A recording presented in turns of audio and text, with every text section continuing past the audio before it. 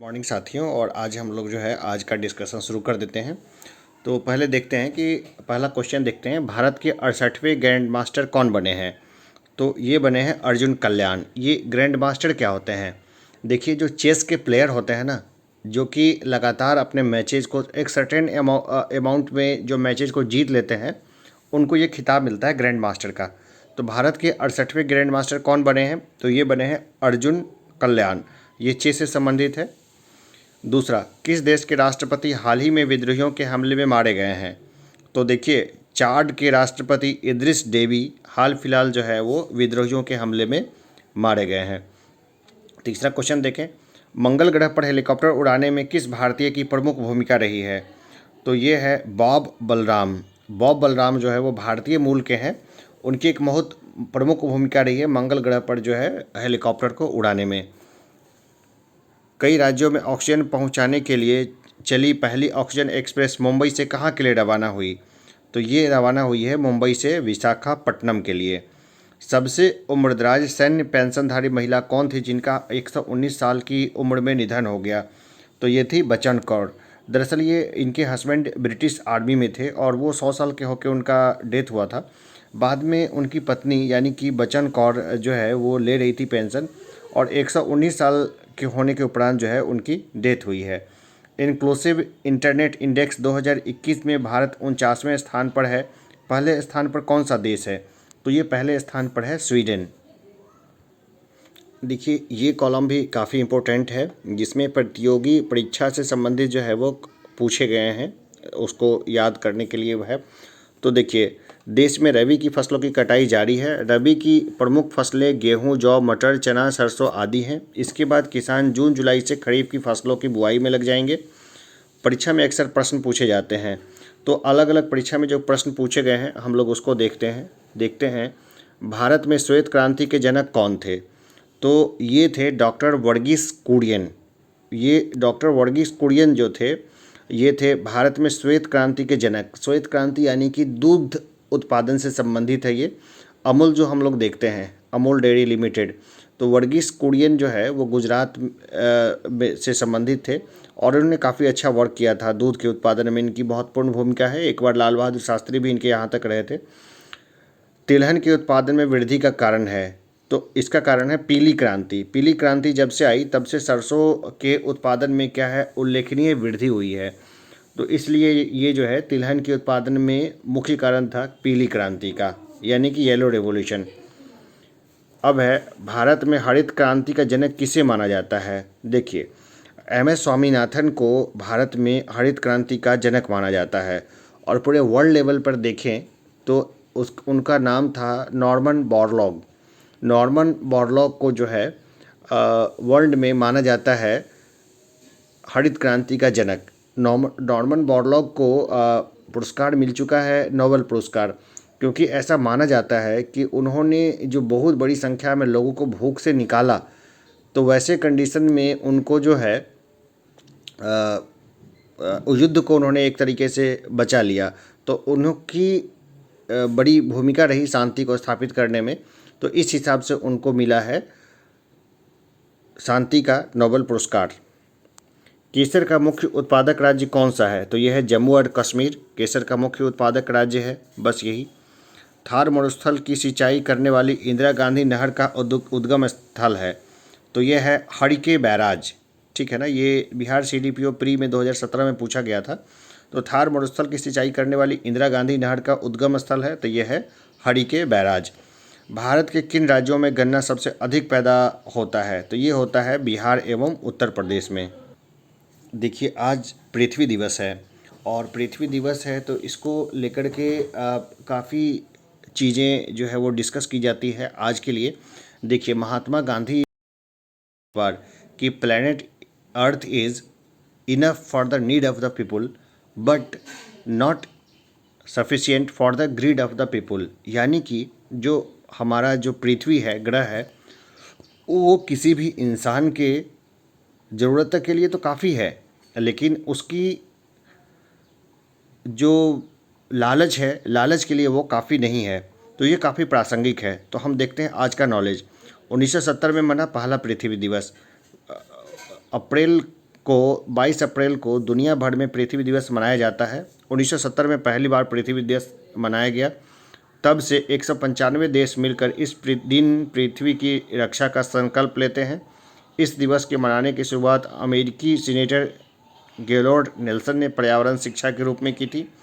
इस साल की थीम रीस्टोर द अर्थ है, जिसका उद्देश्य है कि कोविड-19 से उबरते हुए किस तरह दुनिया में पर्यावरण को हुए नुकसान को कम किया जाए, इस नुकसान की भरपाई की जाए। चलिए एक और देख लेते हैं। भारतीय स्वतंत्रता संग्राम के नायक नेताजी सुभाष चंद्र बोस ने स्वतंत्रता संग्राम में हिस्सा लेने के लिए 22 अप्रैल 1921 को भारतीय सिविल सेवा से इस्तीफा दिया था। 1938 में हरिपुरा अधिवेशन में कांग्रेस के अध्यक्ष बने थे। सिंगापुर में आज़ाद हिंद फौज का पुनर्गठन किया था। जिनका subject political science international relation है, उनके लिए ये टॉपिक जो है वो काफ़ी महत्वपूर्ण है। वैसे भी डॉक्टर वेद प्रकाश वैदिक का एडिटोरियल काफ़ी अच्छा होता है, तो आप इसको देख लेंगे। वैसे मोटी मोटी बातें तो मैं बता दूं कि जैसे कि भारत जो है अस्थायी सदस्य है अभी सुरक्षा परिषद का, इस हिसाब से वो इस क्षेत्र में एक तरीके से उसको बढ़त हासिल है किसी भी बातचीत में। तो तालिबान के साथ बातचीत में भी भारत को इन्वाइट किया गया है, लेकिन कई तरह का मुद्दा है। जैसे भारत की पहले की जो अनुभव है वो इन एक्सट्रीमिस्ट के साथ बात करने का अच्छा नहीं रहा है। इस हिसाब से भारत यहाँ पर बात करने से कतरा रहा है। तो इसी के ऊपर एक अच्छा एडिटोरियल है, तो आप इसको देखेंगे। और एक दूसरा एडिटोरियल है कोरोना के बढ़ने के पीछे हमारी अवैज्ञानिक सोच भी। ये भी अच्छा एडिटोरियल है, लेकिन एग्ज़ाम में किसी काम का नहीं है, तो हम इसको नहीं डिस्कस करेंगे। चलिए हम ना शॉर्ट नोट्स को देख लेते हैं। ये खास करके जो मेंस का जो प्रिपरेशन कर रहे हैं बीपीएससी के, उनके लिए काफ़ी काम का है। तो हम लोग देखते हैं। सेहत पर महिलाएं नहीं लेती निर्णय। संयुक्त राष्ट्र जनसंख्या कोष ने हाल ही में विश्व जनसंख्या स्थिति रिपोर्ट 2021 जारी की है। इसका शीर्षक है मेरा शरीर मेरा अपना है। पहली बार संयुक्त राष्ट्र ने अपनी किसी रिपोर्ट में दैहिक या शारीरिक स्वायत्तता पर फोकस किया है। रिपोर्ट में यूएनएफपी ने बताया कि दुनिया के 57 विकासशील देशों की लगभग आधी महिलाओं को अपने शरीर के संबंध में निर्णय लेने का अधिकार नहीं है। ये महिलाएं गर्भ निरोधक का उपयोग करने, स्वास्थ्य देखभाल की मांग करने और यहाँ तक कि अपनी शारीरिक जरूरतों के संबंध में भी खुद निर्णय नहीं ले सकती हैं। केवल 75% मामलों में गर्भ निरोधक के लिए पूर्ण और समान पहुंच कानूनी रूप से सुनिश्चित की गई है। रिपोर्ट में यह भी बताया गया है कि दुनिया भर में अधिकांश महिलाएं शारीरिक स्वायत्तता के मौलिक अधिकार से वंचित कर दी जाती हैं। कोविड-19 महामारी के कारण इनके हालत और ख़राब हुए हैं। भारत के राष्ट्रीय परिवार स्वास्थ्य सर्वेक्षण के अनुसार वर्तमान में केवल 12% विवाहित महिलाएं अपनी स्वास्थ्य देखभाल के बारे में स्वतंत्र रूप से निर्णय लेती हैं। केवल 8% विवाहित महिलाएं गर्भ निरोधक के उपयोग पर स्वतंत्र रूप से निर्णय लेती हैं, जबकि 83% महिलाएं अपने जीवन साथी के साथ मिलकर निर्णय लेती हैं। यहाँ तक कि महिलाओं को गर्भ निरोधक के उपयोग के बारे में भी दी गई जानकारी भी सीमित होती है। यूएनएफपीए का गठन 1969 में हुआ था। इसका उद्देश्य एक ऐसी दुनिया का निर्माण करना है जिसमें प्रत्येक गर्भ को स्वीकार किया जाए, प्रत्येक प्रसव सुरक्षित हो। देखिए ये खबर भी काम की है कि हम जानते हैं कि जापान में जो है वो ओलंपिक होने वाले थे, लेकिन जो जापान में क्या हो गया कि कोरोना बेकाबू हो गया और आपातकाल लगा तो टल सकते हैं ओलंपिक खेल। तो ये न्यूज़ है वो खास है, तो इसको देख लेंगे। देखिए ये अमेरिका की पिक्चर है और इसमें क्या है कि अमेरिका में आरोपी पुलिस अधिकारी 54 दोषी करार दिए गए हैं। तो इसमें हम जानते हैं कि जॉर्ज फ्लॉयड नाम के अश्वेत को उन्होंने अपने पैरों के नीचे दबा के मार दिया था। नस्लीय हिंसा का ये एक रूप था। तो इसमें अब क्या है, जो उनके ऊपर जो है ना वो दोषी करार दे दिए गए हैं। तो इसी को लेकर के काले लोग हैं ना वो अमेरिका में क्या है जश्न मना रहे हैं। तो यही चीज़ है। और हम जानते हैं कि नस्लीय भेदभाव जो है ना वो हमारे यहाँ एक कोड की तरह है। हमारे देश भारत में भी खास करके जो जातीय जो भेदभाव है वो तो अपने आप में कोड है ही, लेकिन इसके अलावा भी हम लोग देखते हैं कि भेदभाव की और भी कई रेखाएं हैं, यानी कई सारे ऐसे पॉइंट्स हैं जहाँ भी काफ़ी भेदभाव किया जाता है। जैसे कि मैं एक एग्जांपल देता हूँ। जैसे एक परिवार है, एक परिवार में जो एक छोटा बेटा है वो काफ़ी पढ़ लिख के समझदार हो जाता है, वो काफ़ी पढ़ा लिखा है, काफ़ी समझदार है, विश्व की या देश दुनिया की उसको अच्छी समझ भी है, फिर भी उसको निर्णय लेने के प्रोसेस में या किसी चीज़ में उसकी भागीदारी नहीं ली जाती। क्यों? क्योंकि वो उम्र में या बाकियों से छोटा है। तो इस तरह से एक अच्छा जो एक्सपर्टाइज जो सिस्टम होता है ना, उसका इस्तेमाल जो है वो हो नहीं रहा है। या फिर मैं दूसरा एग्जांपल देता हूँ। ये एग्जांपल अगर आपको ठीक से समझ नहीं आया हो तो मैं एक दूसरा एग्जांपल देता हूँ कि जैसे ये देखिए कि जैसे कि कोई बाहर से कोई पढ़ी लिखी बहू आती है जिसको इकोनॉमिक्स की बहुत अच्छी जानकारी है, लेकिन उसका परिवार उसके अनुभवों या फिर उसकी पढ़ाई का उपयोग नहीं करता क्योंकि वो एक महिला है, तो उसका इस्तेमाल कैसे कर ले, पुरुष के अहंकार को एक तरह से उसको चोट लगती है। या चलिए मैं एक तीसरा एग्जांपल देता हूँ।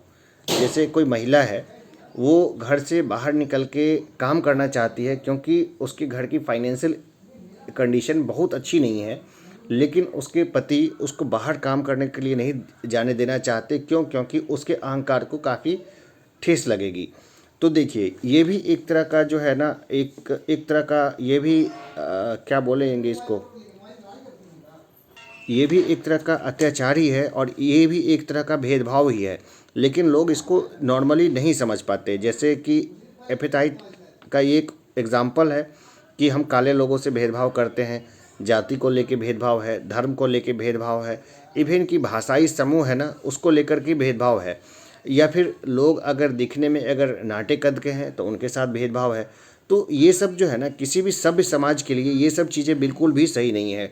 और अमेरिका जैसे समाज में जहाँ पे लोकतंत्र और बाकी चीज़ों की जड़ें इतनी गहरी है, वहाँ पे इस तरह का होना भी अपने आप में काफ़ी बुरा था। तो इस लेके पूरे दुनिया का ध्यान जो है ना, जॉर्ज फ्लॉयड के घटना के ऊपर में वो आकर्षित हुआ था। चलिए आज का डिस्कशन हम यहीं रखते हैं, फिर मिलेंगे एक नए एपिसोड के साथ। तो अभी के लिए इतना ही, धन्यवाद।